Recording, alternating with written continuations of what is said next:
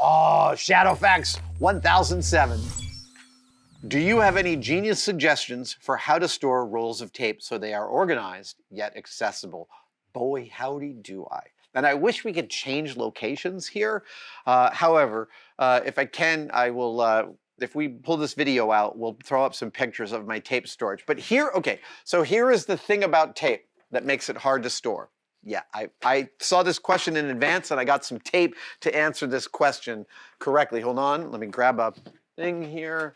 Yes, all right. So the thing about tape that makes it, so he says, I have about 10 styles of tape in varying sizes that I use regularly, but I remain perpetually frustrated at the storage solutions I have created to date.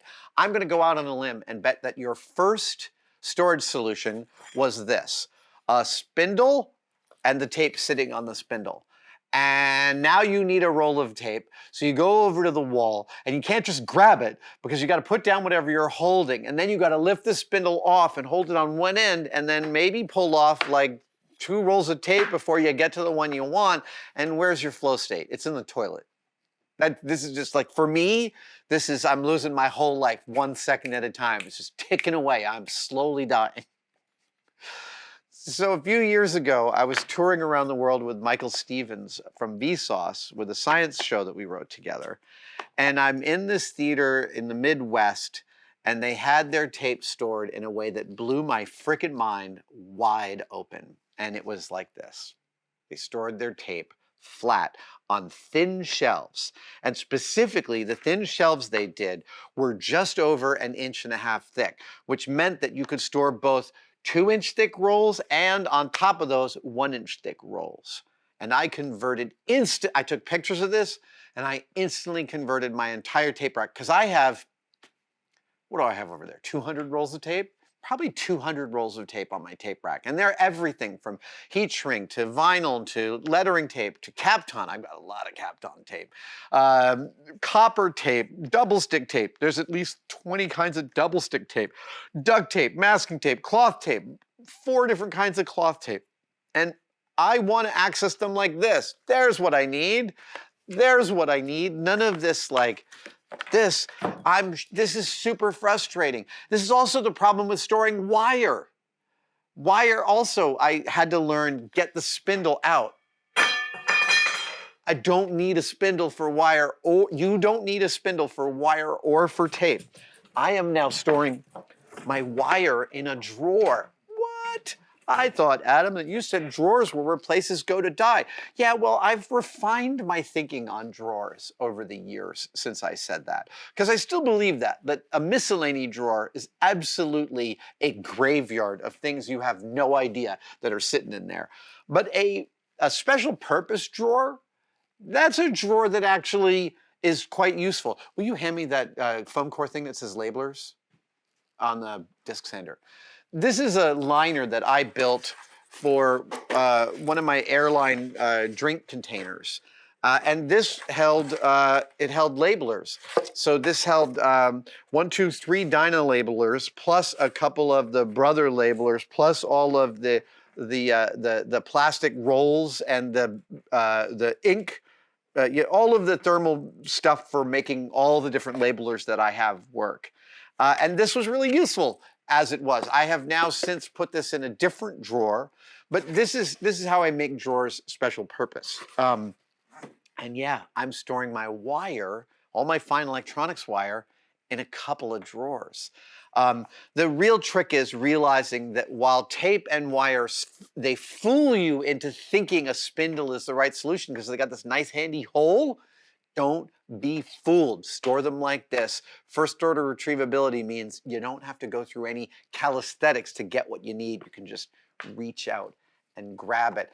Lee Marsh wants to know if I plan to get a small lathe for watch or clockwork. And the answer is absolutely. Yeah, Lee, I do. I do want to get a lathe for watchmaking. I'm in this process now of watching watchmaking videos and looking at the lathes they use, and there's a sort of dizzying assortment out there online. I know I definitely would like to get an older machine, that I don't want to invest top dollar on this, but I would like to get a machine with a lot of collets and a lot of options. And so this is the process that I go through for acquiring a new tool. Is I really want at the beginning to get the tool that is the most generalist possible version of that tool.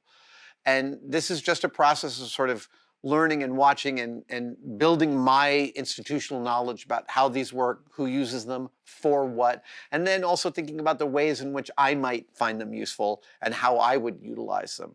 There's nothing I like less than buying a tool that's too underpowered for something I want to do. But I also don't want to buy something that's so robust that it's overpowered for doing really fine stuff. Suffice to say, I'm still watching lots of watch repair videos, and yeah, I would like a watch lathe here in the collection. Lee Marsh again, and Evan Copps, thank you for gifting memberships.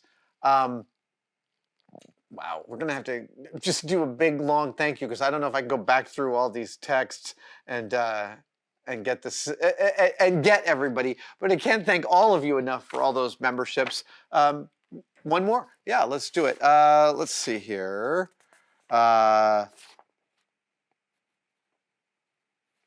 Chase Davis says, for supersonic ping pong, you got a ping pong ball to go 1,100 miles per hour. Yes, we did. Mach 1.2, if I remember correctly. But it was still not lethal. No. Is there any speed at which you think the ping pong ball could be lethal, or is the ball too fragile and too light to be lethal? It is a great question, and one that we talked at length about answering. The only possible way to accelerate a ping pong ball past 1,100 miles per hour, because we found diminishing returns with the vacuum cannon for the ping pong ball past 1,100 miles per hour, which was pretty stunning. But we do know that our friends at New Mexico Tech have an air cannon that can accelerate things to over 10,000 miles per hour. I think they can get like almost 15,000 miles per hour on Earth's surface. Now, Jamie heard that and he was like, he of course I wanted to know just how fast a wet noodle would have to go before it was lethal. I am totally curious about what speed a ping pong ball would need to go to be lethal, and I don't know what would happen if you accelerated it to like 5,000 miles per hour. When it left the cannon, would it immediately crush from its own interface with the air? That certainly could happen. Would that diminish? I will tell you one thing I'm sure about a ping pong ball going at some crazy multiple of the speed of sound, is that it's lethal. The distance from the gun barrel at which it's lethal is going to be very short. If it's more than a foot, I would say the mathematical drop down in its speed would be significant. We talked all the way through this. We talked to New Mexico Tech about using their cannon. It didn't fit within the story that we were doing, but it is a great question. I still love these theoreticals. That was one of the most fun parts of doing Mythbusters for 14 years, was all those hypotheticals being answered for real. And I still have all those answers in my head. So thank you guys so much for these great questions. This has been a fun and very variegated Q&A. And I hope you guys have a wonderful weekend. Thank you so much for watching. If you'd like to support us even further, you can by becoming a tested member. Details are, of course, below, but it includes all sorts of perks, and we're building them all the time. You get advanced word and behind-the-scenes photos of some of our projects.